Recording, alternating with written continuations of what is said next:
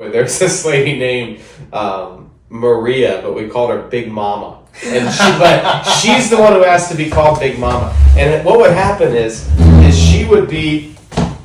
Can I move your bottle for a second? So Big Mama would be standing there, and she'd have her hands, if you're watching, like this. If you're not watching, she'd put like her fingers on the table and rest her thumb, and she'd just be standing here like this. And she's an old Greek lady. She's probably like 4'10", but she had quite the circumference. And so she'd be standing there, and they'd slide down the cheeseburger, and she'd pull the meat out of the nasty meat drawer and put it on there, and then she'd wrap it up and slide it down, and then put her hands back here again, and then say something smart to someone down here, usually drop some kind of F-bomb or something, right? And so she's standing there, and I have, so the cheese comes in like a brick, right? Okay. And so I go up behind her, and real carefully, I just start laying out slices of Kraft singles on her back. And so she's got 4 Kraft singles across her back. And she's just standing there, waiting to go out for a smoke break. She's got 4 Kraft singles melting on her back, because right behind her is the grill. And this is hot, right? So these Kraft singles are just getting nice and soft on her back. Her son comes in. He comes home from the army. And her son comes in to visit her, and he gives her a hug, and he touches the cheese. And he's like, "Mom, you got cheese on your back." And she's like, "What?" And he's peeling Kraft singles up, and I see it out there, and there's this guy named Mike Strabley, and I says "Oh, Strabley, this is hilarious. You see Big Mama out there with her son." And we're just both dying laughing. She comes, and she's out there, and then we get busy, and there's a rush, and so I'm looking up at the screen, and all of a sudden I get hit in the face with a 1/4 pounder hamburger patty, and I'm just covered in grease, and I turn around, and she's like, "You blankety blank mud blank," just starts chewing me out. She's probably 60 years old. I'm 17. Just had the best time messing with her. That's amazing. Yeah, stuff like that. Just Big Mama. Yeah, stuff like that. That was just priceless.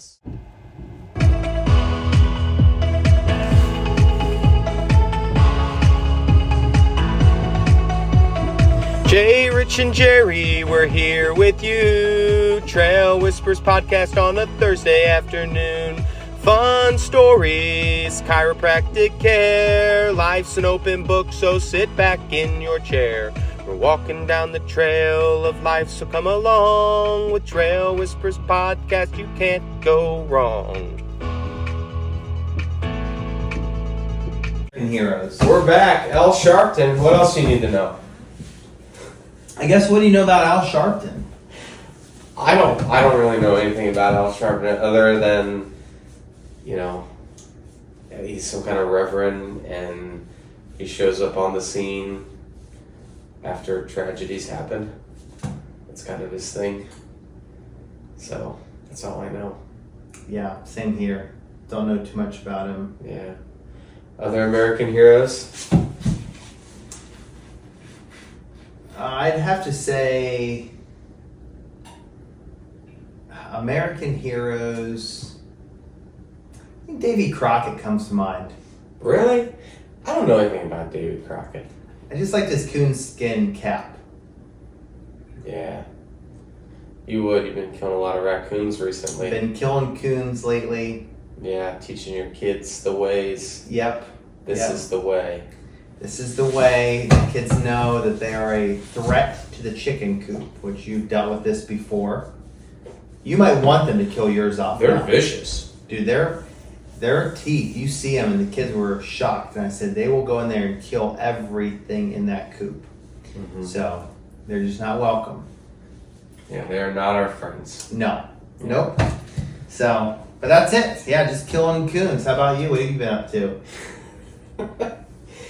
Oh man, dude, we had such a good weekend together and good time. We went fishing, which was a blast. So we caught 50 worms. Unfortunately, met their death Saturday morning.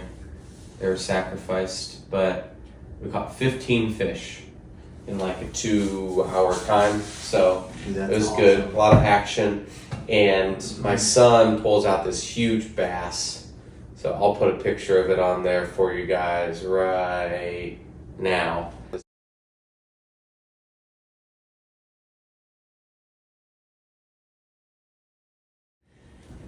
But so he catches this huge bass, and they're messing with me all day. They keep saying, fish on, which is off of this Dude Perfect. They've seen where they're doing like a fish competition, and they'll yell it like, fish on, and like they've caught these fish, whatever. They're catching like huge, tuna and stuff like that. But so my kids are yelling at fish on, but they're just messing with me. And so I'm like, guys, I gotta go to the bathroom so bad. Wait right here, I'll be right back.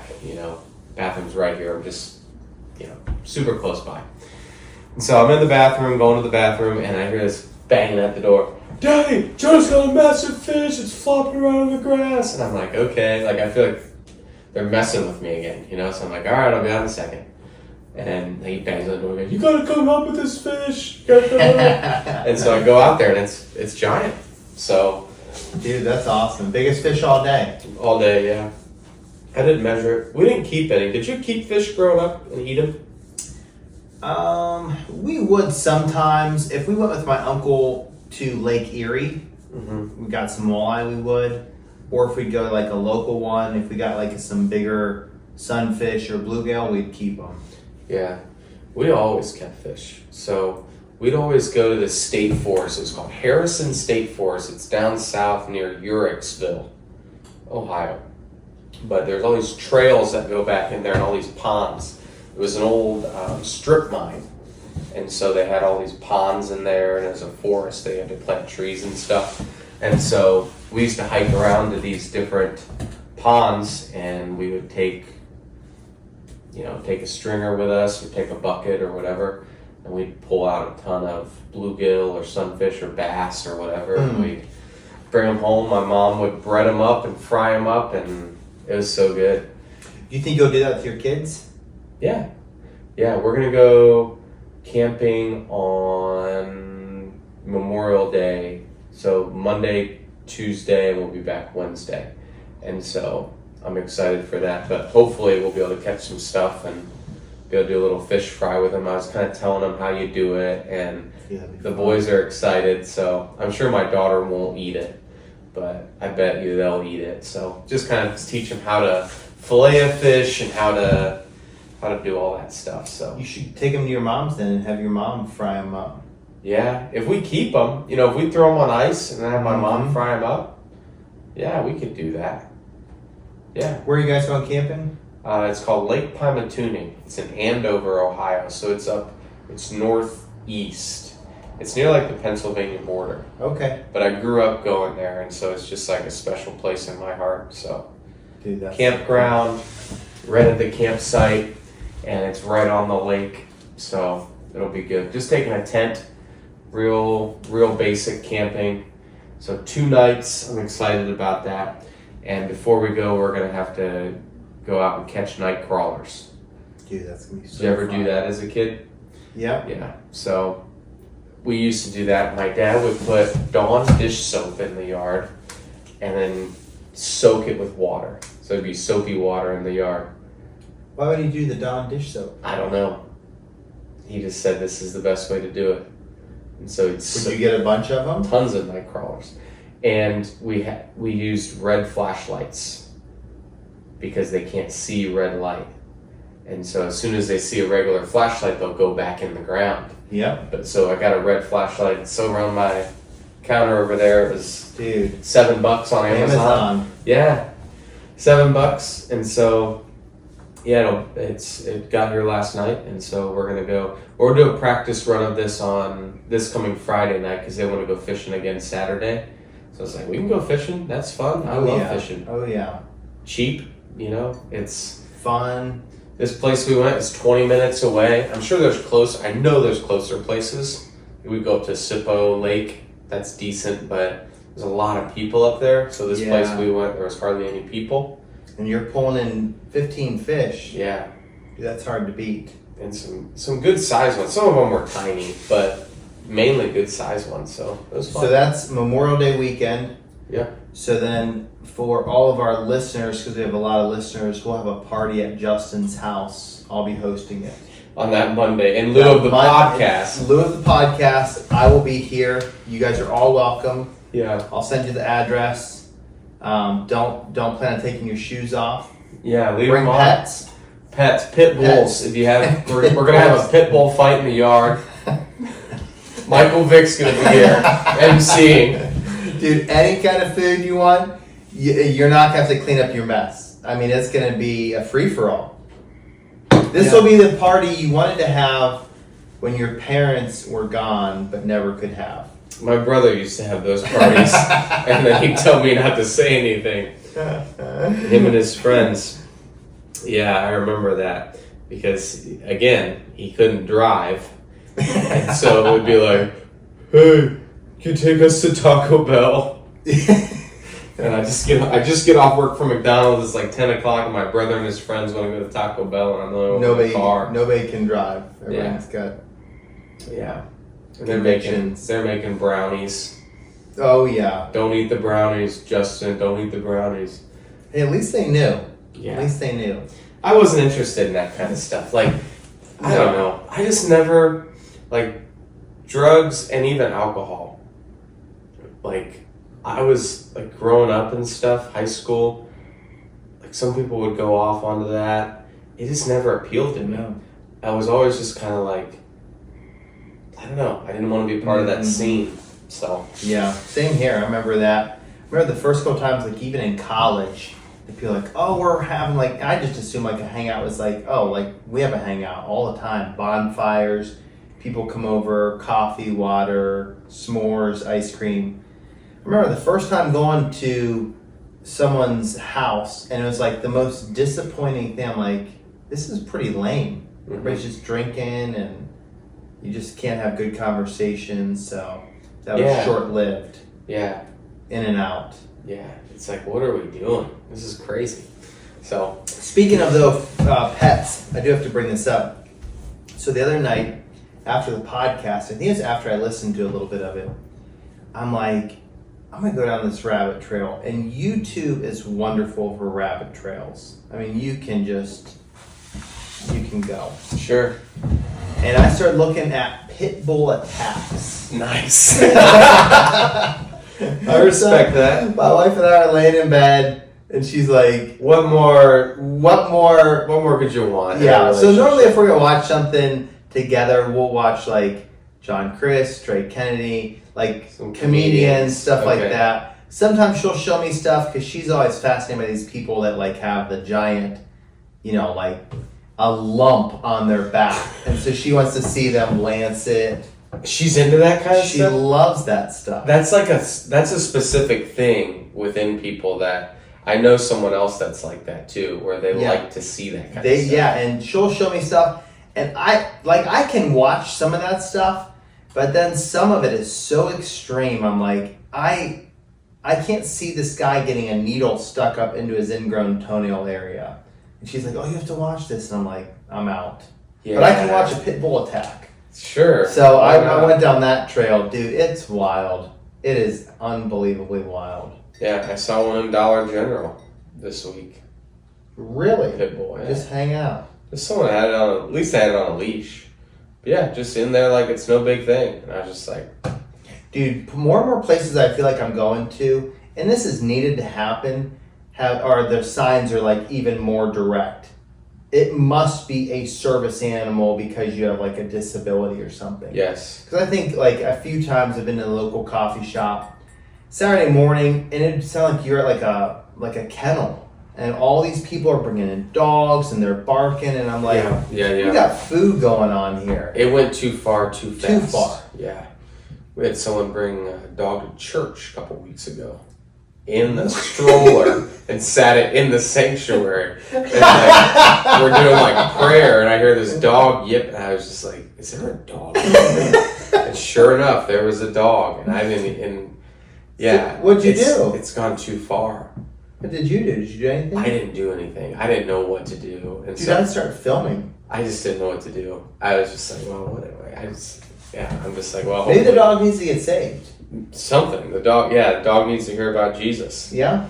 So, all dogs do not go to heaven. That was apparently. That's why that lady or gentleman was brought the concerned. dog. Yeah. Yeah, but no, with the dog, with the signs in stores, I agree with you because it's like, it kind of got accepted in society of like service dogs.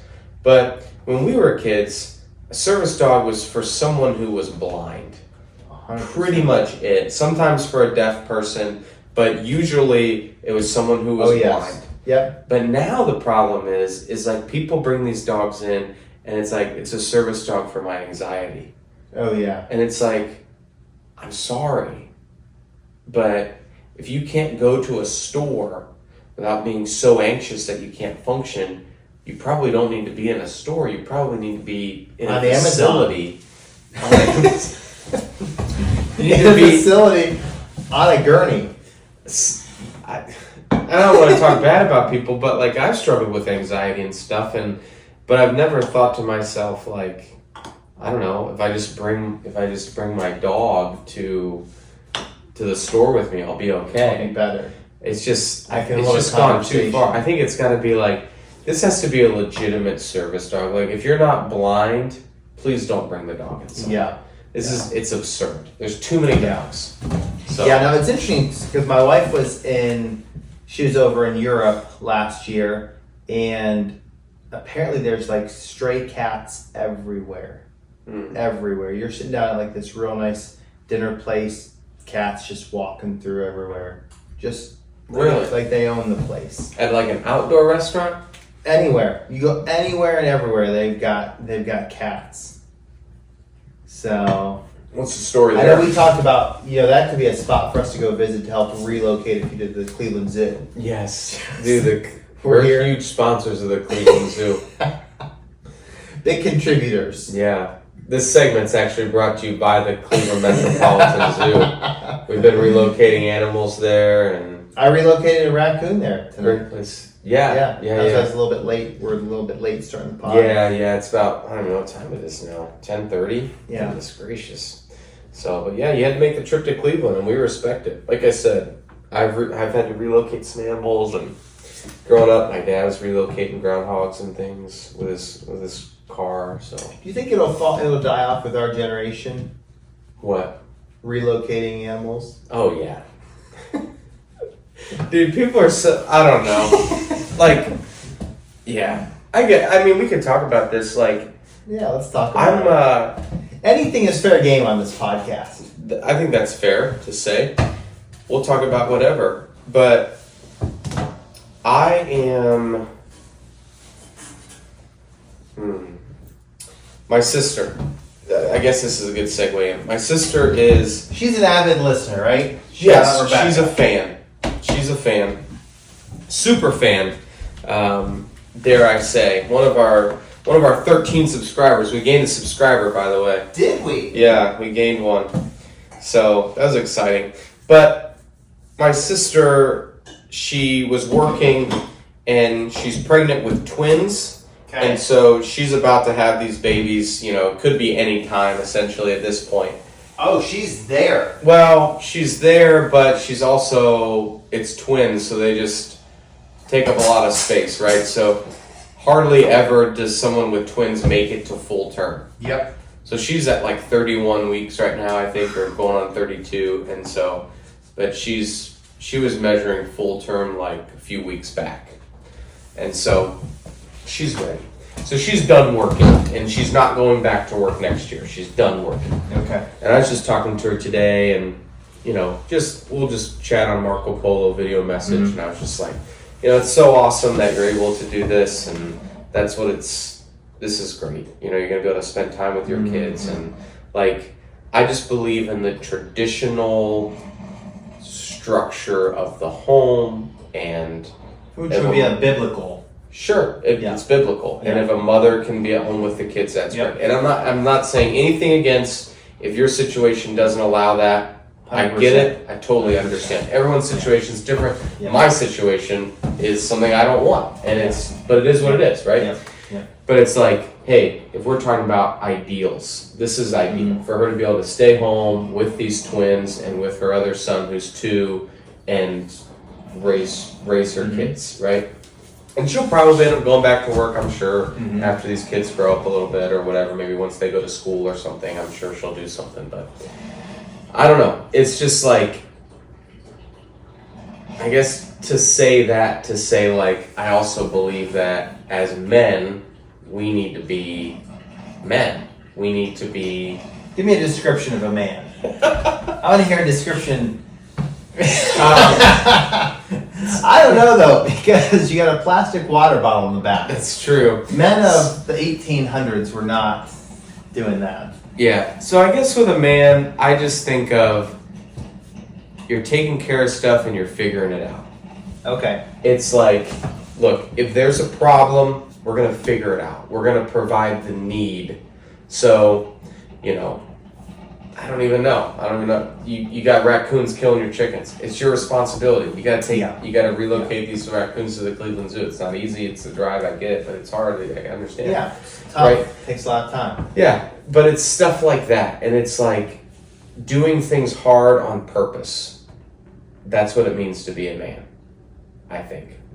And we're going to take care of the problems. When the toilet overflows, I'm going to take care of that problem. And when the bills are due, I'm going to make sure the bills are paid. And there's nothing against women working. I'm not against it at all. Don't misunderstand. I'm just saying that as a man, it's my responsibility to provide for my family. Yeah. Yep. Okay, fair enough. You on the same page? Good definition for a man. I like it. It's funny because I've read some books, and you read about when some of these men were out there working and they were putting in train tracks and stuff going across the country. Those dudes were different men. Yeah, those were shoveling snow. Those mountains, were real men. Cutting down trees. But the one that was the craziest is when we were in Florida, we were watching a video and these guys that would come and work in the swamps to cut down the cypress trees. And they would literally be on, it almost looked like a hoverboard. Like those hoverboards that kids will be on with the one wheel. And they would stand there and you can see 2 guys cutting at this tree, but they're on this flotation, essentially like a hoverboard kayak type thing. They're literally cutting down a tree in the swamps on this board. And I'm like, dude, you talk about men? Yeah. They were men. Because you're working in the Florida heat. You weren't going back home to, Netflix and DoorDash and all that stuff. You were going back into probably a dormitory with a bunch of other sweaty dudes. Yeah. So I'm like... It's a dream. Yeah, for sure. For some listeners, maybe it is a dream. For some listeners. And yeah. Yeah. So I'm like, I'm not too big of a man when I measure up to them. Yeah. Yeah. But, yeah, and it's, I do sales for a living. I'm not... You're doing more construction. Let me see your fingertips. Yeah, I'm just used to typing on a keyboard. They're really... Look at that. Look how nimble they are. QWERTY for me. And so, look, I'm not saying that you have to do something physical for a living, but it's just like, hey, look, I got a fireplace. I'm going to chop firewood. Yeah. Right? It's just You're not going to go buy it at Home Depot. Yeah, these are good things for me to do. I'm going to do these things, right? And, yeah, it's important. Speaking of your nimble fingers, so I have a cut on my pinky. I took out a good chunk of it the other day. How'd you do that? Just working. Okay. So I took off my first bandage Sunday morning, and I should have put a normal bandage like this on because it was still just sealed back up. Normally if I get a cut, I just take electrical tape and wrap it, and then I'll super glue it, and we're good to go. Mm-hmm. I didn't super glue it, but it still had that dead skin look. So of course I'm sitting there by my wife, and I was like, just be careful with my finger. So she's kind of holding 3 fingers. So of course, I kind of gave her the equal, which she's like me. She's like, this is what it'd be like to be married to Justin. Just kind of have that, the claw. Here, let's hold hands. How do I hold hands with this? Yeah, so you're rough. I thought of you on Sunday. So I guess just not to beat the proverbial relocated horse here, but with manliness. Oh yeah, we need to make sure we cover that thoroughly. So we both have boys. Yep. I was listening to a podcast, and it's a political podcast. The guy's name is Ben Shapiro, but this episode wasn't about politics. He had on a psychologist that was talking specifically about parenting and raising kids in this generation. And I thought it was very interesting. And the lady was talking about how we've lost this independence for kids. I remember being a kid and my dad sending me to the hardware store, and he'd hand me like a screw and he'd say, go get me a box of these. Give me one screw. And I'd go to the hardware store and I'd give it to the guy up front and I said, my dad says I need a box of these. And so then the guy would give me the screws, I'd give him the money, and I'd go home and I'd give my dad the screws, right? There was like that independence. Well, a lot of that is not happening nowadays because parents don't feel like it's a safe environment to send kids out to. And part of that is true, but there needs to be some kind of way to get kids independence and things like that. I thought that was very interesting. Yeah. So how does that look for you then, as far as with your kids? I don't know. I guess they were talking about like, you can give them a task, or they can, like this past weekend we went to Wendy's for dinner, and this is silly, but they wanted Frosty, so I was like, all right, here's some money, go order your Frosty. But it's like, it's not me doing everything for them. It's like, you need to learn how to interact with adults, be polite, and get these things that you want, right? And then they talked about like even getting your kids, like there's going to be risk. Just like sending your kid to the store, there's risk. Hey, you're making dinner tonight. You're 11 years old, but you can make scrambled eggs. So you're going to make the scrambled eggs, I'll make the bacon, whatever, right? But it's just like teaching them these kind of things. So I thought that was was needed. Yeah, that's cool to hear. Yeah, it's fascinating because our kids, I've started last year. Shout out to Galucci's Pizza. You happen to know the Galucci's. Phenomenal place. You gotta go. I've had the pizza. You need to go. The best thing that we love there are their chicken tenders. Okay. You'll get 8 or 9 chicken tenders, and I mean, I don't even think they count. They just, sometimes I'm like, we got 11.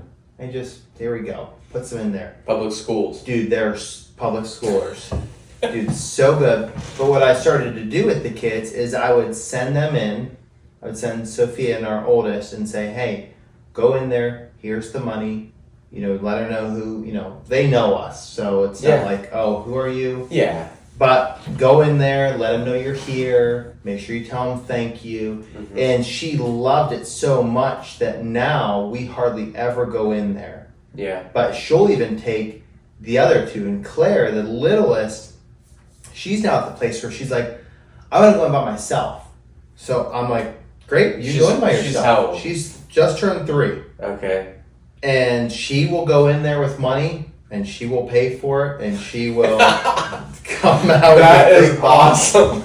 My wife was like, you don't think these people that are also here waiting, maybe they send someone else in, are like these neglectful parents. But it's fascinating because what that lady or that person was describing is so true. Like they get this taste of like independence. Yes. And now they want more and they want to do it. And hey, if we go in there, can we ask to buy, chips? Yeah, but you need to ask her how much it is. So I'm all about problem solving. Problem solving. Like with the independence. Like I remember, so growing up, we lived in the city of Massillon, the city of champions.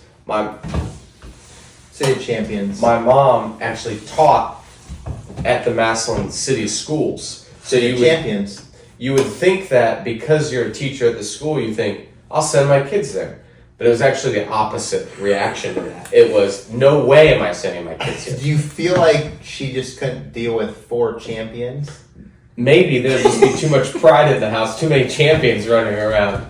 So instead I went to Tuslaw, so it's outside of Massillon, which is where I live now, and the school system that I'm in now. It's a great school system. It's smaller, more traditional values, kind of like a farm school. I mean, my it's a public school. My 7th grade science teacher, we did a lesson on evolution, and he said, we learned about evolution today. We learned about evolution yesterday. I've got a Bible with me today. We're going to read Genesis chapter 1. So direct your attention up here, Mr. Kurjan. And he just, in the beginning, God created the heavens and the earth, and it's just what like, a great but that was teacher. that was the public school that I went to. So it's Yep, more small, yep. like it's, and I can't speak to say that it's just like that today. Although one of the teachers, my 9th grade science teacher, lives up the road from me, and he's always jogging, and we saw him this past weekend. But I've talked to him pretty extensively, and he says the general vibe is still the same there. So that's kind of good to hear. But anyways, yeah, I grew up in Massillon, and I've kind of referenced this in some other stories before, but the bus stop was not close to my house. There was like, we can only take you so far. So we got dropped off on 17th Street, which is this street right out here. And I had to walk. It was over a mile back home every single day. Do you think it was for fear of like they would just feel bad like driving into like a championship town? Like they're like, these are guys, champions. All the other kids on the bus would know Like, that I live in the not city feeling champions. safe, like, hey, there's too many champions in here. That's probably what it was. Okay. Subconsciously, they probably didn't realize it. But so it was like, I'm a mile, every day I get dropped off, I'm a mile from home. And, it kind of sucked sometimes. But there was like this, through that, you had this independence of, I'm going to get home, 1.5 miles, whatever it was, home. And some days it's raining, and some days it's super cold and snowing. And some days we want to stop by the pizza shop and get breadsticks on the way home. But it was just like this, you had independence where it was just like, well, you get dropped off 1.5 miles from home, you got to get home. We'll see you when you get home. And there was not this like overwhelming fear from my parents of like my high school son is going to get kidnapped out there. It was just like, if he does, that's great. Saves us on the food bill. Yeah. We've seen him eat those canned peaches at bedtime. It's blood sugars through the roof. And I ended up at the park playing basketball with a guy named David McNutt who was not all there. And it was just like, well, these were the adventures that you had as a kid. Yeah. But it's just like, hey, you had some independence, right? Yeah. That was gotta a good have that thing. independence. And so, so I think the independence is key, but then I think too, and I don't think I'm an expert by any means, I'm still learning, but hard work is definitely key. Yeah. And not just like senseless hard work, but like, hey, we're going to clean up after ourselves, and we've got a yard, we're a family, we're all going to pitch in and take care of this together, kind of thing. And it's like, we're going to do hard work. And if you want money, you can earn money, but it's going to be hard work. Yep. You got to learn those lessons. Yep. You're right. So.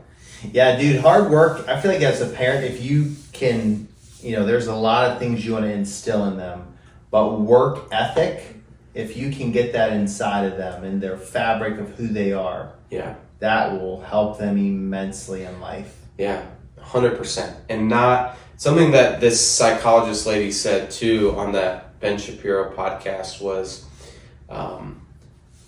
they can't dwell on their feelings. It's okay to recognize, hey, I don't like the way this feels, or I don't really enjoy doing this. But there needs to come a point where you separate from your feelings and you say, you know what? I don't like cutting the grass, but the grass needs to be cut, so I'm going to cut the grass. Yeah. And obviously this is important for men and women to have work ethic, but I feel like in our society it's just so lacking in men. Like the ability to hold down a job, the ability just to grind, just to be like, you know what? I don't like McDonald's. I don't like because I worked at McDonald's. I didn't like McDonald's, but I went to McDonald's every day and I just ground it out. Yeah. Why? Because I needed money and they were paying me money. Yeah. And I'm supposed to be a hard worker and I'm supposed to be faithful in the things that I'm doing, and I'm just going to do the hard things, right? Yep. So, I don't know. So what made you this man right here? Yep. So it made me this wooden statue. But yeah, you're right. That's a good word. That's a really good word. I don't know. I'm no expert. and I'm not trying to say that I'm the manliest guy in the world, you know, not by any means, but I just think it's important for us as men to do some things that are uncomfortable, make yourself do some things, you know. I'm telling that to my son all the time when we're doing stuff. I'm like, buddy, sometimes there's things that we don't want to do. We just have to do it. Just, it has to get done. Yeah. Or we're doing yard work and my daughter will be like, are we going to get paid for this? I said, no, we're a family. You live in this house. We all do this together. There will be other opportunities. If you want to earn money, I'll find something special you can go do. And so typically I'll try to do that with them where I'll have, like they know, like at the end of a job site, we'll have stuff where I'll have them come and do a cleanup.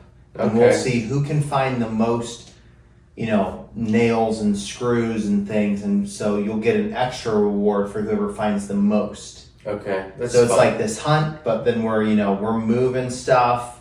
I had them out one time, was it last fall? It was cold weather, moving stuff up a hill. And I was like, I wonder if I'm going too far. But I thought, probably not. Probably not. Most kids, their parents, they call it hover parenting is what this lady referred to it as, where you're always just going, are you doing okay, buddy? Is everything okay? Instead of just being like, dude, just go do this. Go, you know. So like...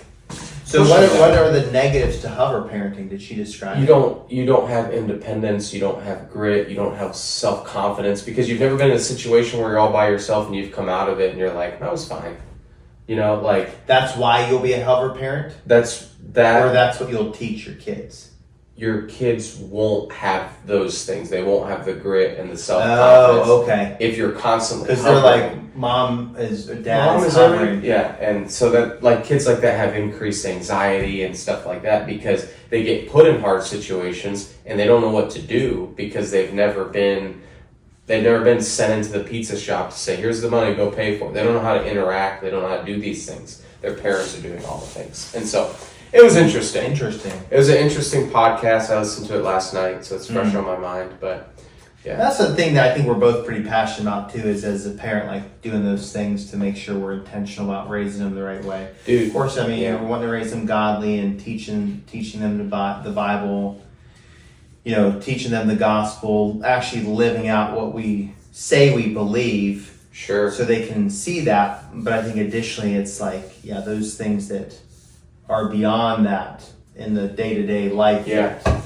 Represent them. We had a thing this past weekend, and so we got invited to go to a special service on a Saturday at a church, which is not what we would normally do. But Ella really wanted to go, and the boys were okay with going, but they weren't like super excited. And Noah was like, do we have to go?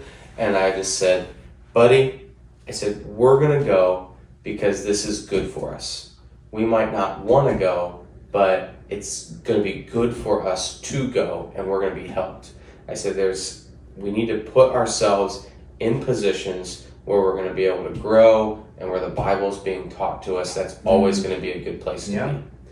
And, you know, and it's like we got to have fun all day. We went fishing. We went to Panera for breakfast, and we'll grab dinner on the way home from this church service. They probably loved it, too. Oh, they had a blast. They're running around playing swords and stuff with kids after church. Like, they're having a blast. They don't want to leave. They don't want to go. And then we ended up going to Wendy's afterwards, and, you know, it's like, oh, you guys want Frosties? Let's get Frosties and get whatever drink you want at the Wendy's freestyle machine. You know, I'm passionate about that. So we had a good time. They had a great time. But, like, right before, I was like, but it's like, we're going to go because we're going to put ourselves in a position to grow. We're going to put ourselves in a position where God's word is being taught.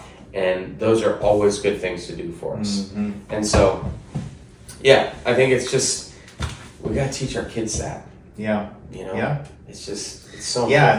It's not about always like, that's not like the ideal environment. There's a lot of times it's not ideal. I'll tell the kids that sometimes, like, hey, there's times when dad is in an unideal environment to provide for you guys. Yeah. So you will be in an unideal environment. It's not always like temperature controlled, cushy, cozy.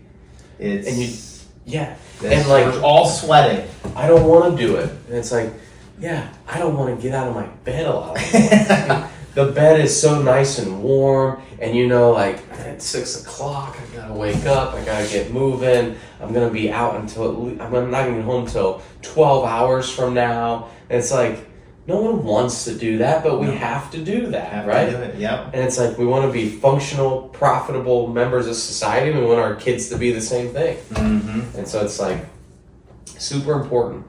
Super important. So, hey, if you're a parent, push your kids. There you go. Parenting segment. We didn't even have a segment set up for parenting, but there it is. Push your kids to grow. Push them.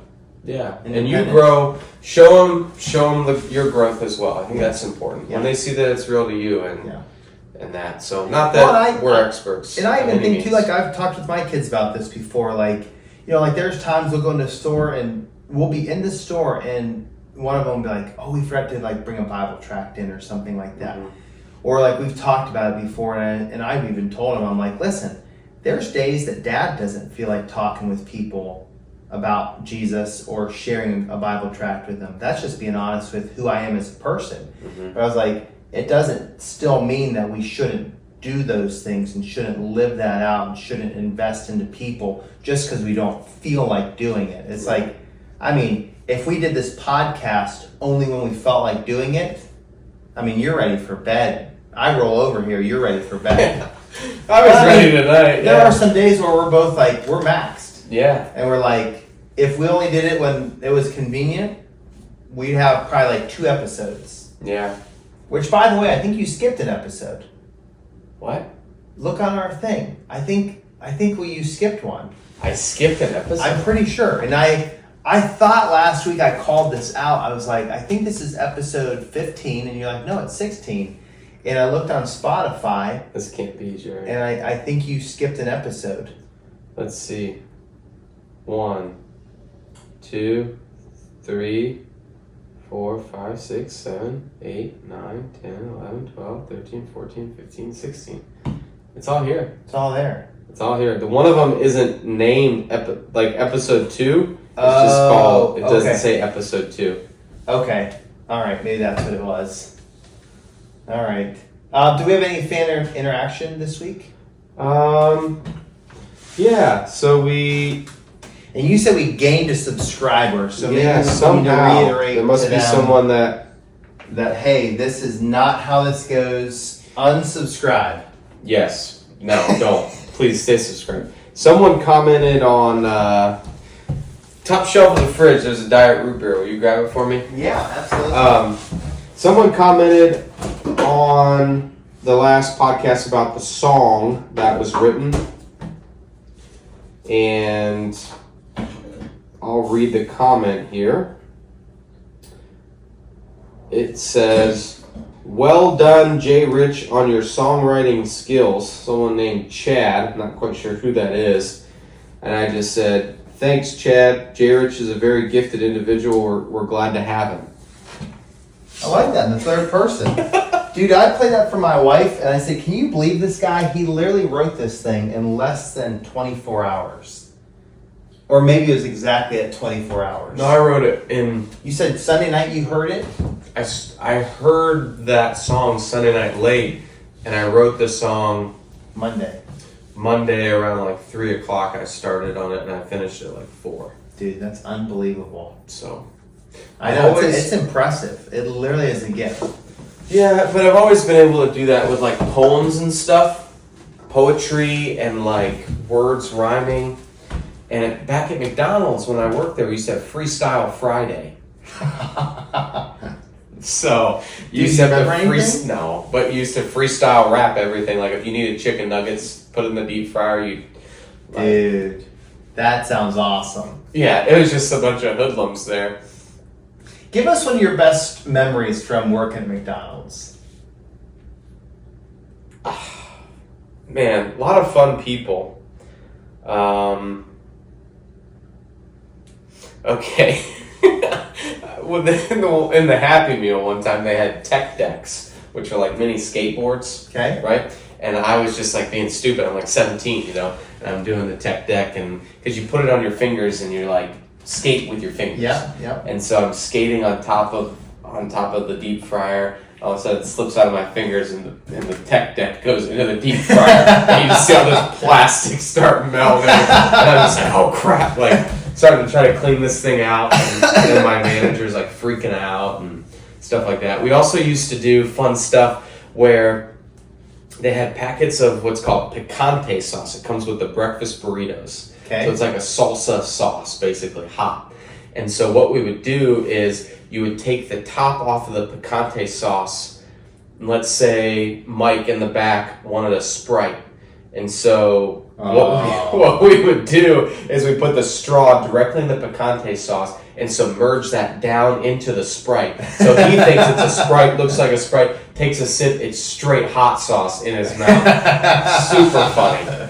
Like pranks like that on people. Dude, that's awesome. Yeah, there was also just people there that you just, I don't know, that you only work with. There's this lady named Maria, but we called her Big Mama. But she's the one who asked to be called Big Mama. And what would happen is she would be, can I move your bottle for a second? So Big Mama would be standing there and she'd have her hands, if you're watching, like this. If you're not watching, she'd put like her fingers on the table and rest her thumb, and she'd just be standing here like this. And she's an old Greek lady. She's probably like 4'10", but she had quite the circumference. And so she'd be standing there, and they'd slide down the cheeseburger, and she'd pull the meat out of the nasty meat drawer and put it on there, and then she'd wrap it up and slide it down, and then put her hands back here again, and then say something smart to someone down here, usually drop some kind of F-bomb or something, right? And so she's standing there, and I have, so the cheese comes in like a brick, right? Okay. And so I go up behind her, and real carefully, I just start laying out slices of Kraft singles on her back. And so she's got 4 Kraft singles across her back. And she's just standing there, waiting to go out for a smoke break. She's got 4 Kraft singles melting on her back, because right behind her is the grill. And this is hot, right? So these Kraft singles are just getting nice and soft on her back. Her son comes in. He comes home from the army. And her son comes in to visit her, and he gives her a hug, and he touches the cheese. And he's like, Mom, you got cheese on your back.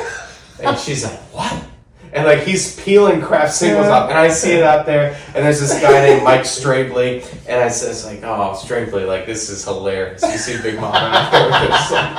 And we're just both dying laughing. She comes, and she's out there, and then we get busy, and there's a rush, and so I'm looking up at the screen, and all of a sudden I get hit in the face with a 1/4 pounder hamburger patty, and I'm just covered in grease, and I turn around, and she's like, you blankety blank mud blank blank. Just starts chewing me out. She's probably 60 years old. I'm 17. Just had the best time messing with her. That's amazing. Yeah, stuff like that. Just Big Mama. Yeah, stuff like that. That was just priceless. Funny stuff that you get yourself Dude, into. that's so good. So, yeah. Dude, that's It's so a good fun time. when you can have such a good time like that with someone at a fast food place, because you're not taking it too serious. Everybody knows, this is just a bridge job for this is not my everybody. career. It's not your life. It's just for a period of time. Yeah.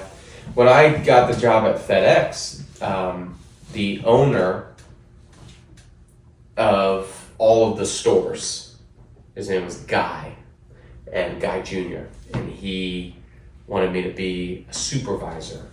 So he's like, we'll put you in training and you'll be a supervisor, which a supervisor was over 3 different stores. So it was more than a store manager. And he's like, we'll start you out at $60K. And I'm 20 years old. But I was like, you know what? I really don't want to smell French fries every day for the rest of my life. And your stereotypical McDonald's manager was smoking and cussing all the time. And I'm So you'd have to change a few things in your life to adapt. Yeah. So I was just smoking. yeah.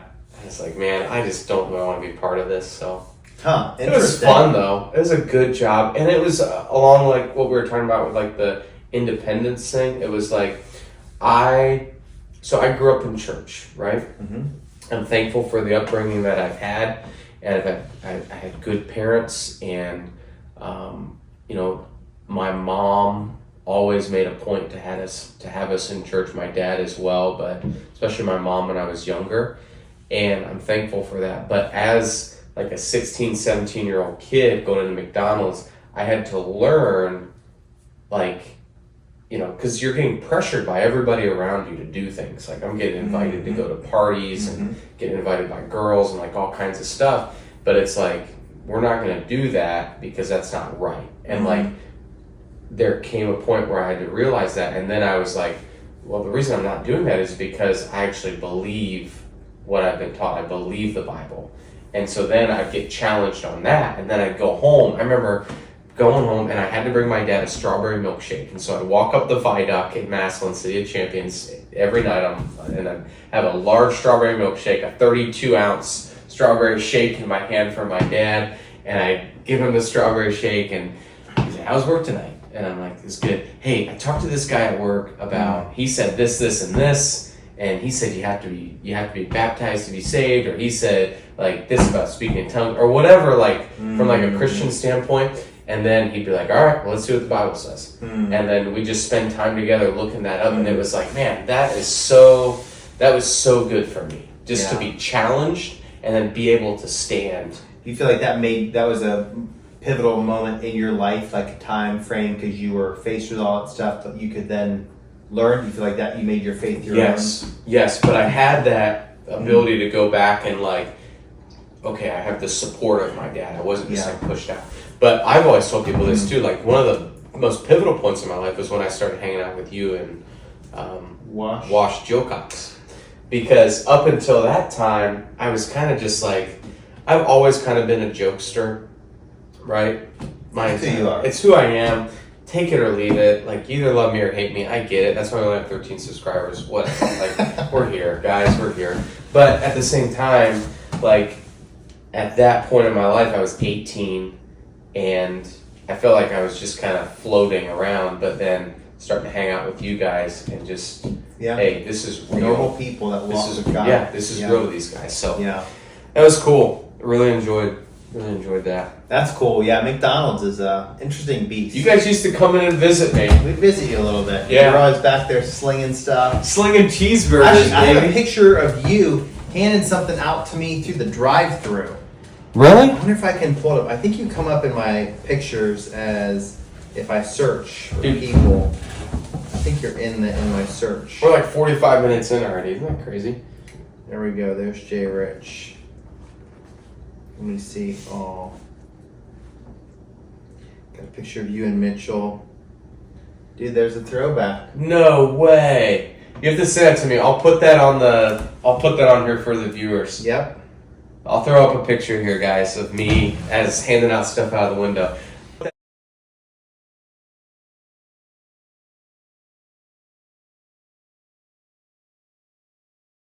Yeah, I just happened to come across that recently, and I was like, dude, I gotta see. What year was that? It doesn't say on the picture, but it had to be when 2008 or 2009. Yeah. Had to be. That's crazy. That's a long time ago. It's 2024 now, Jerry. I know. 2024. It's wild. But, yeah, anyway, so we kind of got off on a rabbit trail of all kinds of stuff we were not planning on talking about, which is good. That's totally cool. Yeah, so we had a couple ideas that you wanted to talk about. So yeah, but before we go further, maybe you're like Big Mama, and you can only stand there a certain way. Again, we've got our hands like this on the table, like this. Okay? She probably never had heard of Adjust Chiropractic. I doubt it, Jerry. I doubt it. But she should have. She should have. She could have helped her out. Yep. So we'll be going into Adjust Chiropractic on May 15th at 4:30. I've got it blocked out on my calendar. That's next Wednesday. Next Wednesday. So we're looking forward to that. And, but, yeah. Maybe you're like Big Mama. 4'10". You're sitting there with 4 craft singles on your back. And you're just in a rough spot. Do you know one other person in this world I feel like could be sitting there with 4 craft singles on their back and not realize it? It's a coworker of yours. Christian Crown. I mean, could you not? I mean, I totally could see you just line him up and he would just be unaware until he'd get up and just be like, There's cheese on my back. Smell it. Yeah. So Big Mama should have been going to Just Chiropractic. Should have probably been had more flexibility, been able to stand a little taller, not have to lean on the table as much, and everything else. So you think she could have hit 5 foot with Dr. Brian just kind of cranking on her a little bit? I bet you she could have went from 4'10" to 5 foot. I'm sure she could have. So she should have went down there and met with either Dr. Brian or the intern. The intern there is a former member of the Pennsylvania Dutch community. So she's actually a transplant to the City of Champions from the Pennsylvania Dutch community. I'm sure previously she made furniture or owned some kind of milking business or something like that. But now she's doing chiropractic care, which is admirable, right? So, yeah, get on down there and get cracked up today and use the code AmishHands, and you're going to get $10 off your first visit. You can use that code up to 9 times over there. Yep. So, So I have to give a shout out because I was there on Saturday. Okay. I just needed something tweaked. And I walked in early Saturday morning. Dr. B's able to fit me in. And I was like, hey, can I use the discount code witchcraft? Did you really say that? I did tell him that. Yeah, he started laughing. He's like, yep, get in here. But beyond just the chiropractic care, I'll give a shout out to him. We went and watched his, he coaches baseball. Does he really? He's the head coach. No. Yes. What age? So his son is 8. I think it's 8 and 9-year-olds. Nice. We went out there on Saturday, supported him a little bit. Dude, it was so fun. That's so cool. So fun. Yeah. So he's not only just out there helping people feel better, he's just serving the community. He's serving the community, investing in the next generation. Yep. This is a business that you're going to want to support. So go on down there today, and shout out to Big Mama as well. She was actually at the game there as well Saturday. I'm just kidding. No, but I did actually, this is a true story. So the food bank, we mentioned it last week on the pod, and I saw her, she came through the food bank like 2 years ago. Did she remember you? Yes. So it had been, I don't even know how long, that would have been 12 years. Wow. And she just had tears in her eyes, gave me a big hug. I took a selfie with her. I'll see if I can find the selfie. If I can find the selfie, I'll throw it on. But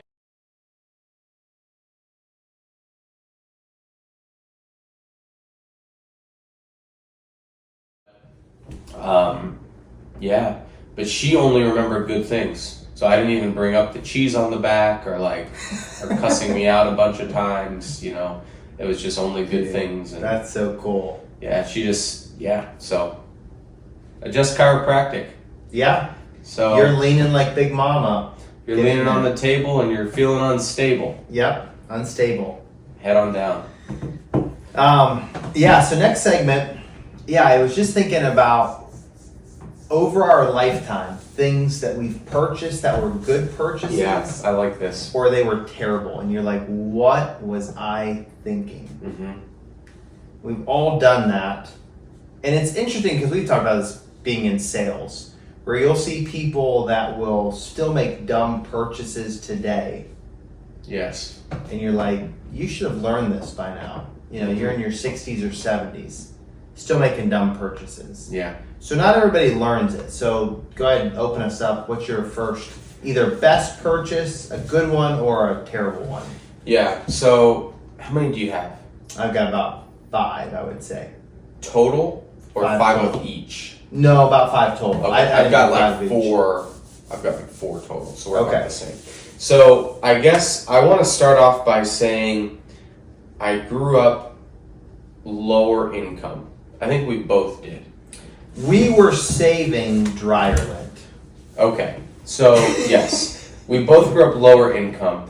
And so I had this natural thing within me that just said cheap is good. Mm-hmm. Cheap is good. And so I would always, like if I went to the store to buy a tool or whatever, I would just get the cheap tool. Well, the problem with going through life like that is all your stuff sucks and it's breaking and it's just not worth having, right? It's not good. And so I'm at the point now, where my mindset has shifted. And now I look at it and I say, is this a good long-term purchase? So, you know, I have Craftsman power tools. I know that's not the top of the line. I get it. But it's a name brand and they make good quality stuff. I've had a really good experience with them. My brother-in-law uses them too. It works. I got into them because I got a good deal on some stuff, but then I'm like, well, I'm with this brand, I'm just gonna get it. The old me would have gotten some off-brand from like Harbor Freight or Menards, who's another faithful sponsor, but yeah, but so like I was working on a project. I'm working on a welcome center for our church right now. So it's actually turning out, I'm pretty pleased with it. I don't know if I have pictures on here or not. I think I do. But I framed this thing out using 2x4s like this, right? Nice. Dude, I see a ledger lock in there. Yep. Can't beat it. This is where we're at today. And I'm almost done with it. Wow, take a look at that. It's nice. And so, got some clean miters. I need to fill in the screw holes. Oh, yeah. I have a piece of marble countertop up there. Dude, check that out. But looks nice, right? Impressive. So when I was doing this project, I was like, I am going to be nailing this beadboard down, right? And I have like a cheap nail gun that's with an air compressor. I'm just, you know what? I want to get a nice trim nail gun that's battery powered. And so I got a Craftsman battery powered trim nail gun, and it's just super nice. Throw a battery in there and just go down the line, and it's so nice, you know? Dude, so I would say a great purchase overall is just like good quality tools that last. Yep, 100% agree. 100%. So my first purchase that was a bad purchase. So I used to do a little bit more work on my cars, and I'm glad I did, because it taught, like, I learned how to do all the different things, and now I just kind of evaluate my time and say, does it make sense to spend 4 hours on an evening or a weekend when I can spend it with my kids? Sure. Or can I make more money and pay for that? Of course, I think there's a balance there. It's good to know how to do stuff. Yeah. But I bought some cheap tools for working on a car. Mm-hmm. And dude, that will be one of your biggest frustrations in life. It was for mine for a little while. And then I finally got like a real nice set of like rigid wrenches and sockets. But before it was like the cheap Chinese garbage junk. Yeah. And it was stuff stripping out. It was just everything frustrating left and right. I remember working on cars, and a guy that taught me a lot of stuff. I look back, I'm like, man, he was getting into some work with me. Like, we changed out like a fuel tank, fuel lines. We did some crazy stuff. But he always had the right tools, and he knew right where they were at, and they were good tools. And I think the thing I learned in that was the value of, if I'm buying something now, especially a tool, I'm not even going to shop except for just the best tool, period. Yeah. Because I learned my lesson. Yeah. Bust my knuckles on stuff, don't have the right size, the kit's like almost incomplete. It's just frustrating. Yeah. I need to be better about organizing my tools. Well, I have them organized, but my problem is once I start on a project, stuff just starts popping. You're like the Tasmanian devil. Yeah. And it's as much as I want to change this, it's part of who I am, but I just need to be better and like manage it better. Mm-hmm. Like call myself out on it. Like, hang on, let's stop and put stuff away and whatever. But yeah, no, that's a great. You gotta be straight with yourself. I was actually just helping a friend of mine. He's just started doing carnivore, trying to lose some weight. Okay. And I just told him, I said, look, sometimes I'll have a conversation with myself, not out loud, but internally, and I'll be like, go ahead, you fat piece of crap. Just go ahead, eat the donut. You deserve it. You're just a blubbering ball of goo. Just go ahead and just eat it. And I said, sometimes just be honest with yourself and talk to yourself that way. And you'll be motivated to be like, what am I doing? Yeah. What am I doing? Yeah. Just be honest. I need to be honest with myself a little When bit. you're out there and the tools are a mess, be like, you're just an absolute disaster. Yeah, that's true. There's Look, something to it. I'll tell the kids the term I'll use, and I know I'll get made fun of this when they're older, or they will probably use it, is I'll be like, listen, you guys are turning this into a dumpster. Right now, the house is a dumpster fire, I will say. This literally looks like a dumpster in here. Sure. And so I know it's going to come back around, but sometimes that's the truth. I'm like, look at everything. You wonder why Dad is sweeping up toys and putting it right in the trash can? Because it's on the floor. Sorry. Hardcore. Carry this up the hill, and then I'll throw away your stuff when you get home. This is a dumpster. You're in a dumpster. It's a dumpster fire. Yes. Yeah, those kids might be scarred. I guess so. A bad purchase I've made. You know, I've definitely bought the junky tools and stuff like that.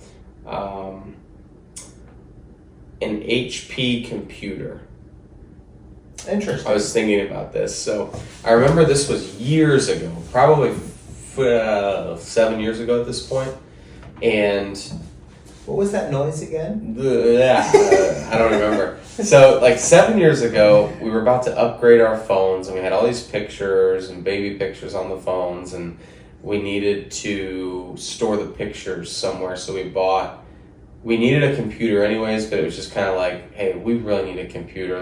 We'll get this. We'll put the pictures on the computer, whatever. Computers that are not Macs for personal use are trash. Like, you have to pay for all this antivirus stuff all the time and like run diagnostics on them and all this stuff.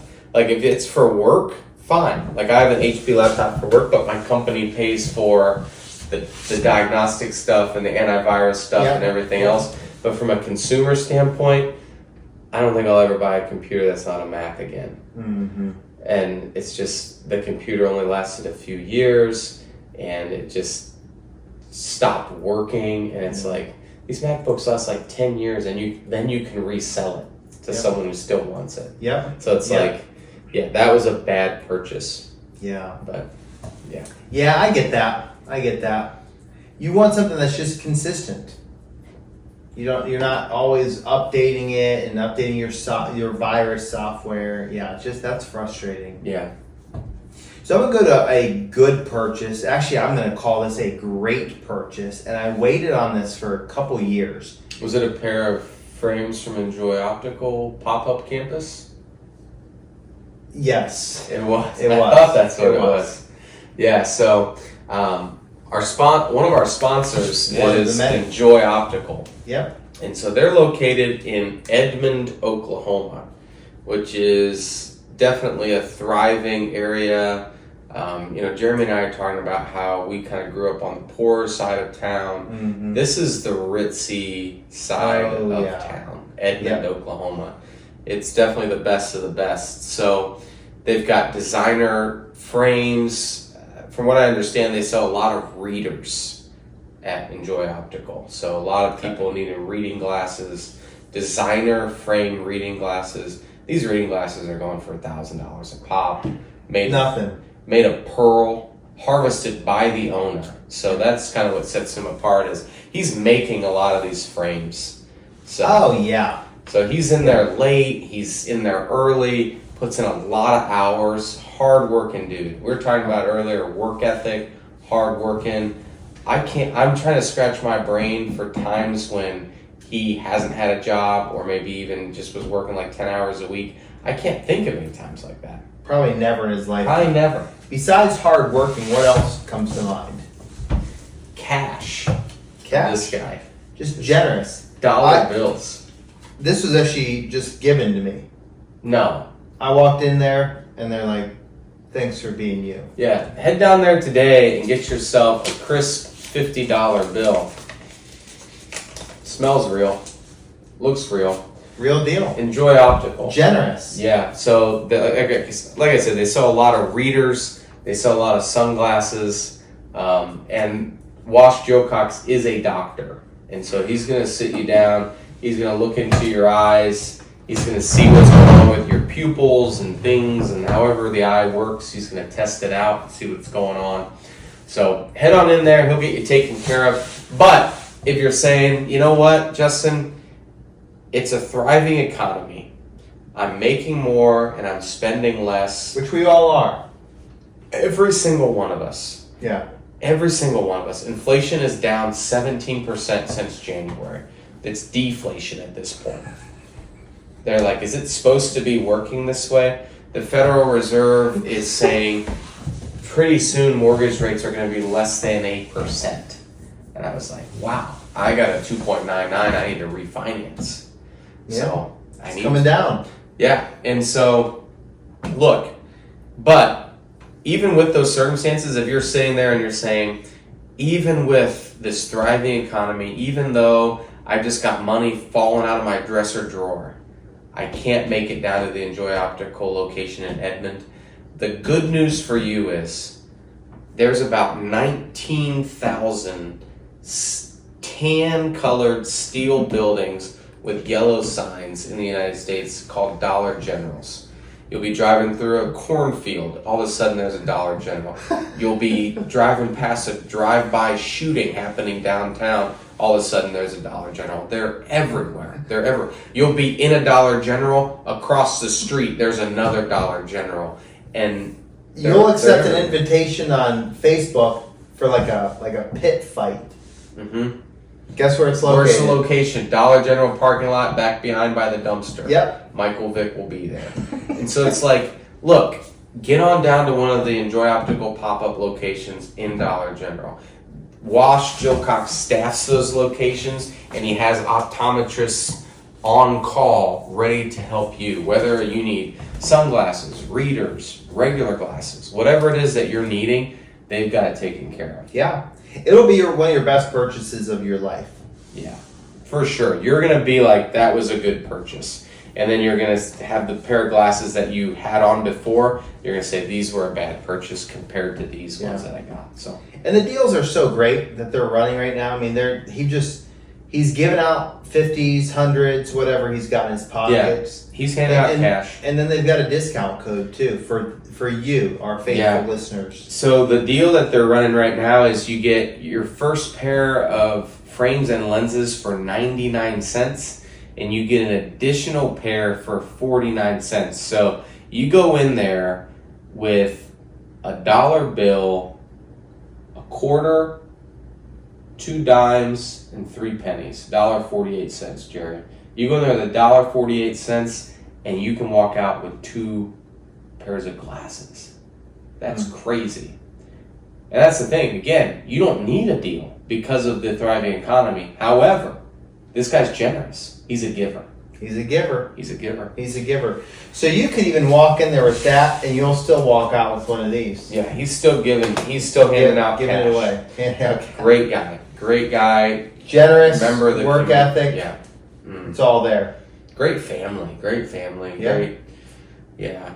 Great guy. So head on down there today. The code is homeless, and you're gonna get this deal. So again, it's 1 pair for 99.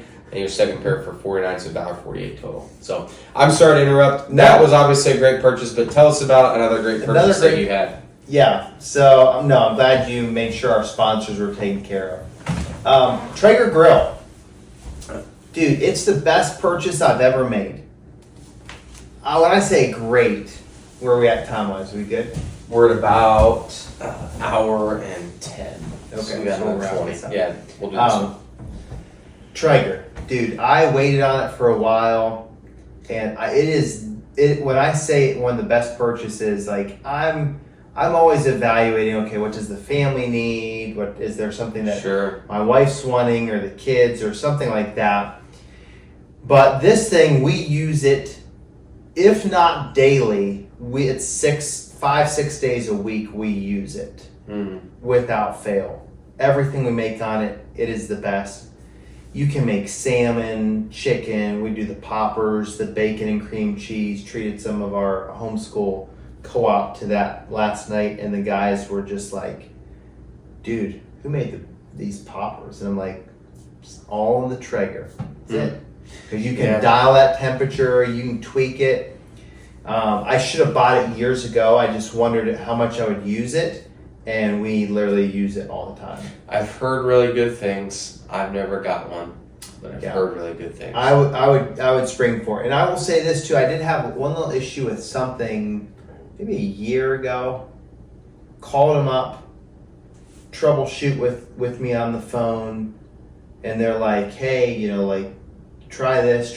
They're on the phone with me, and just very personable people for troubleshooting, which is nice, because sometimes you're like, am I in India? These were just good old folks that were just easy to talk with.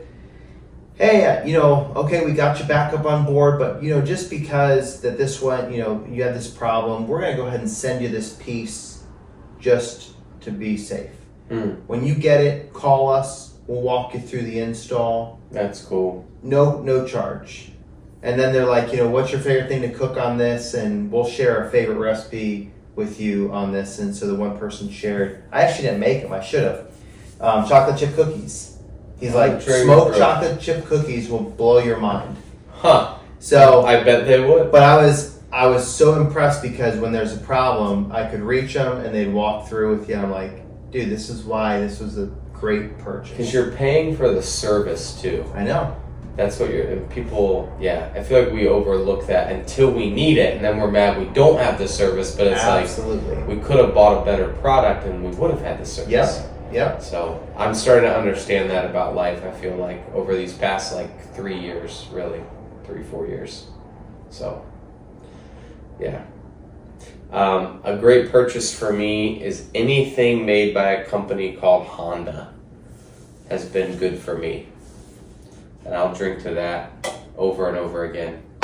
I love Hondas. They just run. Hondas run. They run. And I have never been disappointed by a Honda. Ever. I have a Honda lawnmower, push mower. Thing's probably 12 years old. Starts up every time. No question. I have a Honda Pilot with 186,000 miles on it. Runs like a top. I drive it. How far do I drive it? I drive, 400 miles a weekend. I drive 600 miles a week in this thing. Easy.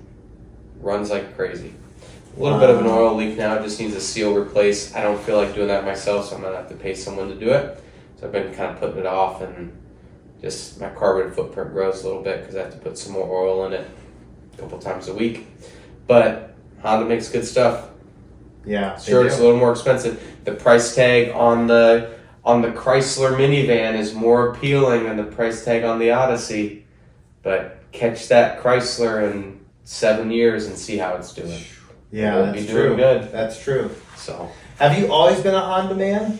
No, I actually got on a Honda because my buddy Wash's brother-in-law, Dave, got me onto Honda, and he had gotten a Honda Civic, and so I got a Honda Civic, and those are great cars, right? Yep. So then when you get a minivan, it's like, let's just get a Honda, and then needed another car, had an accident in the Odyssey, and then it's like, let's get the Pilot, another Honda. So it's like, I don't think I'll ever not have a Honda from now on. Yep. And I would say right parallel with that, because I've only ever had Hondas, is a Toyota. Dude, I've heard good things as well. My Toyota, I love it. Absolutely love it. You have a truck. I got a truck, and it is unbelievable. And like my mechanic as well, which Justin, he's like real big on. He's like both those. He's like either of those vehicles. He's like you're getting just very consistent, reliable vehicles. Yeah. Nothing is perfect.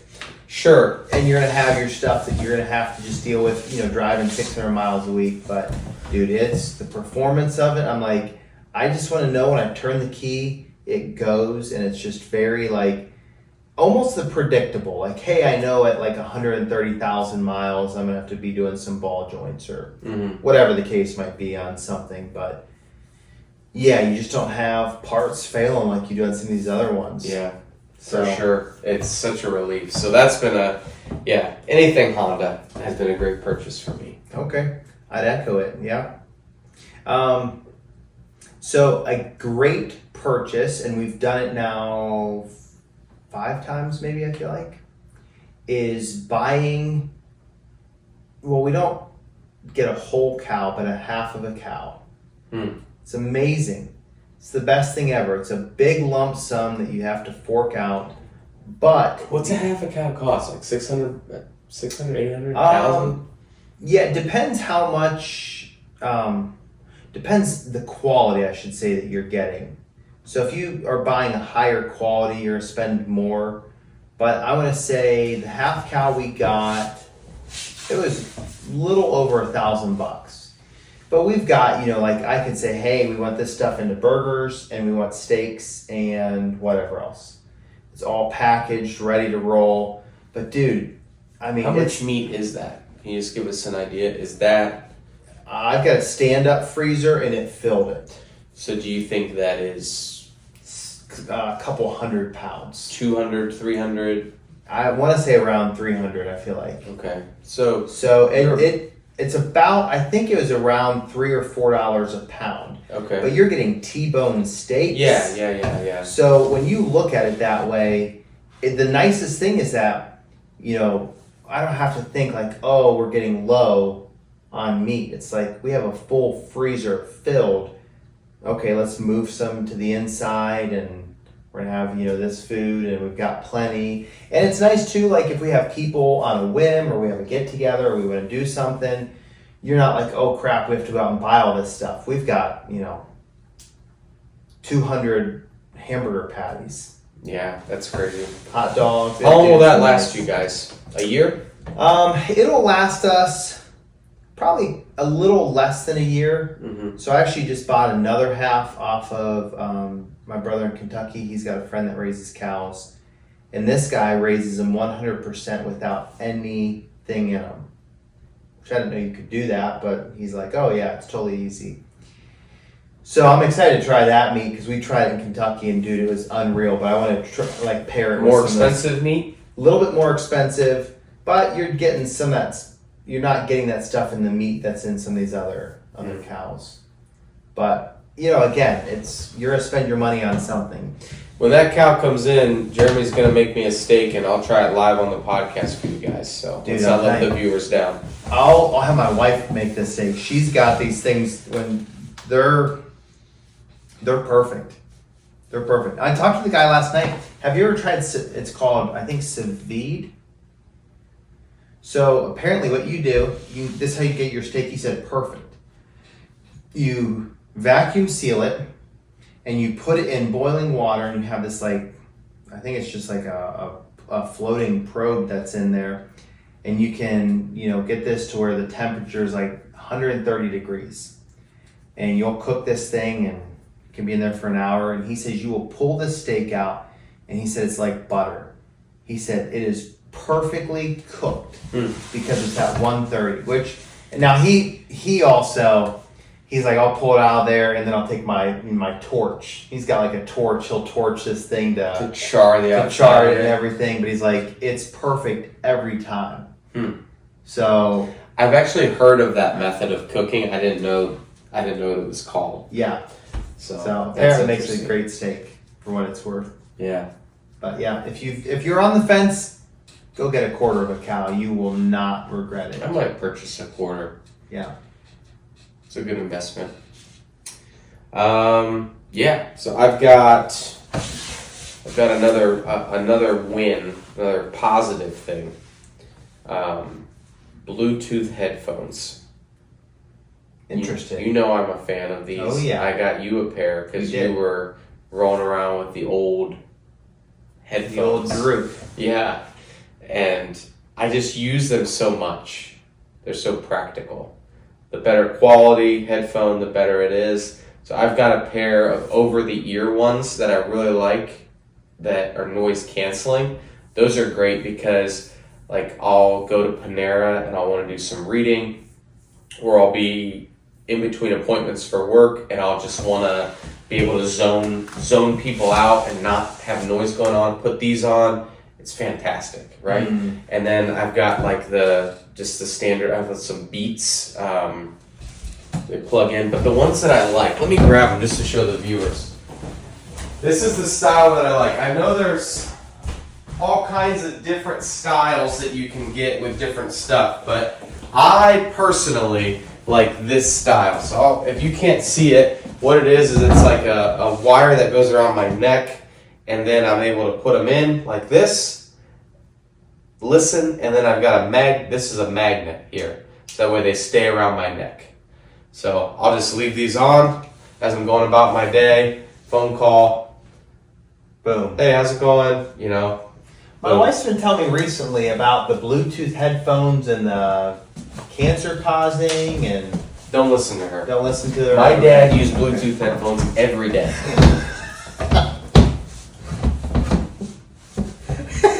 What?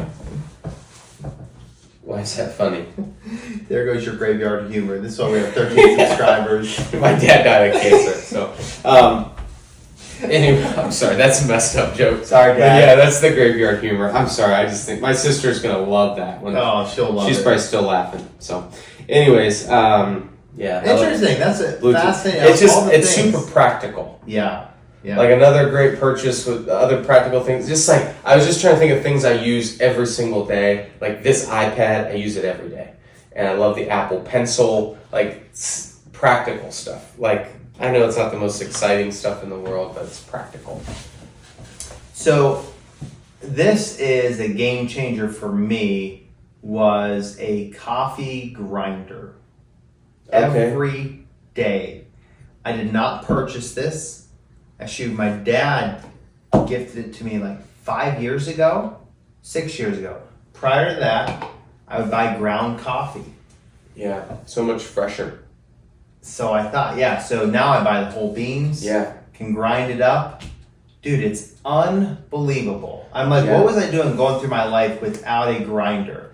And it's not expensive. Like I think I bought one for someone, and I think they're like $60 or something like that.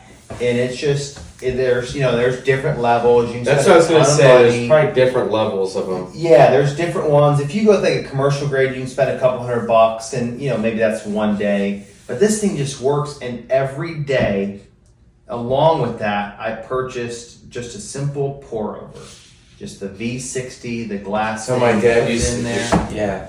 Every day, I can get a delicious cup of coffee. And I'm so glad I did, because I used to do a coffee maker and I'd buy the other stuff, and now I'm like, that's all I want. Just want a good cup of coffee. That's awesome. Best purchase. Yeah. Simple, effective. Simple. Yeah. Like the Bluetooth. I'm feeling positive. So one last positive thing. And they were actually mentioned on our first ever episode 1. Lems boots. Dude, that's, Lems. unreal. It actually came up this past Wednesday night. I was at church, and my friend Aaron, the guy that's always commenting, WABC, his daughter, I think she's 16 or 17, said, I bet your shoes are really comfortable. I had on my Lems boots. I was like, they are. And she's like, yeah, your foot's able to expand. Like, it's really healthy for your foot to be like that. And I was like, this girl knows what she's talking about. She knows. So I'm going to buy a pair of tennis shoes. I'm waiting because they do these sales periodically, and they'll send me a text and be like, 15% off or something like that. So I'm kind of waiting. But if I don't get something within the next few weeks, I'm just going to purchase some. They're like, the pair of shoes is like $140. But it's one of those things where it's like, these are great shoes. They're going to last a year at least. They're going to be super comfortable. I'll be so glad that I bought them. At least. So You get them from Arborwear? I'm just going to get them from their website. Okay. I say there's up in Chagrin, there's a place called Arborwear. That's where I bought mine from. Yeah. And I bet if you said, hey, I was wanting to buy these, but I've been waiting for a sale on the website. Will you give me some 10-15% off? I guarantee the lady up there is awesome. You think so? I bet. I would go in there and talk to her. You'll love her. Dude, that's so funny you said that, because that was my last one on my list, are my Lems boots. Really? You got them on there? Yes, because I sold a pair when I took my one brother up there, and there was a lady trying them on, and I'm like, you got to buy these. I said, you will feel like you are wearing slippers every single day of your life. And yeah, it's like that foot it's the your feet are not scrunched together. It doesn't have these high arches, these big heels. It's the most natural, like one of the most natural feeling boots ever. So I told the lady, I'm like, you need to just buy these. You will be so happy. So both these ladies ended up buying a pair of boots. That's pretty cool. You're such a good salesman too. But I think it's because I was telling my brother this. I said, if I believe it, it's part of my repertoire. Yeah. So I'm not selling you on Lems boots and I'm not wearing them. I'm in and I'm like, these are the best boots. Here's why. Yeah. So it's funny because I've been searching for work boots, and you cannot find good work boots that don't have heels and narrow footbeds and everything. And I'm like, I'm just wearing these boots because they're so unbelievable. Yeah.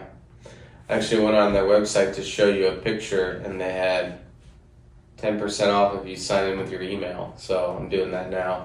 Do you think you could just say, oh man, that deal wasn't sweet enough? You think AI is listening and they might just throw 20%?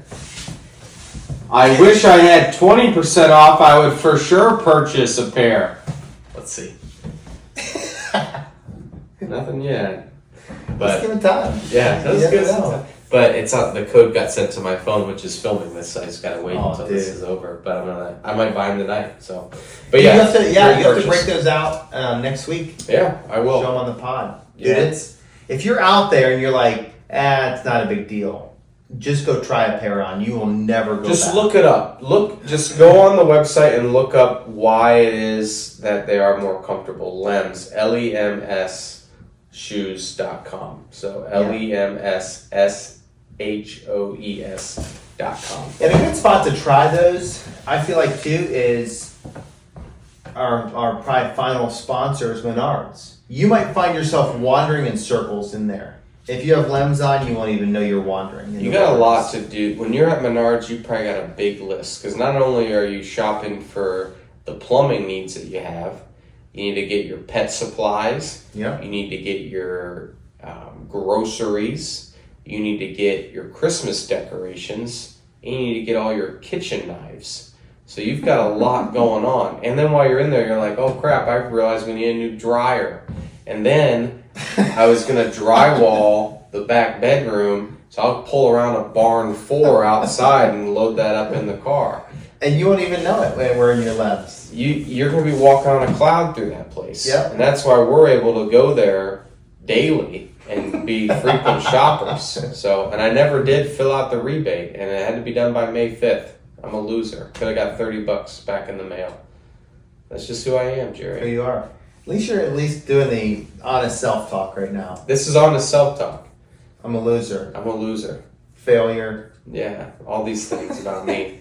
So comment below. Positive. Comment below negative self-talk about me. Things I should tell myself, and I'll do that. Whatever you type in the comments, I will read myself and convince myself that I am that thing. So like and subscribe. We appreciate you guys. Love Anything you guys. else you want to add? That's it. Great pod. All right. See ya.